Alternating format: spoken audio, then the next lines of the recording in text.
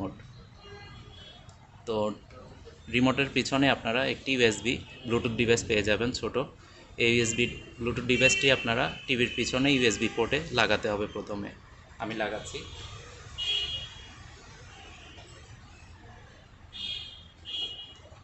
টিভির পিছনে USB পোর্টে Bluetooth ডিভাইসটি লাগানোর পর আপনার ভয়েস কন্ট্রোল রিমোটটি হাতে নেবেন।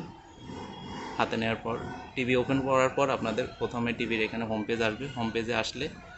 হোম পেজে আসার পর আপনারা সেটিংসে যাবেন। অ্যারো বাটন দিয়ে ডানে যাবেন, বামে যাবেন, বামে গেলে সেটিংসের অপশানটি পেয়ে যাবেন। এই যে সেটিংসে আসার পর আপনারা ব্লুটুথ ডিভাইসে যাবেন বা ব্লুটুথ অপশানটিতে যাবেন। এখানে আসার পর ব্লুটুথ ফাংশনটি অন করে নেবেন। আমি অন করে নিচ্ছি।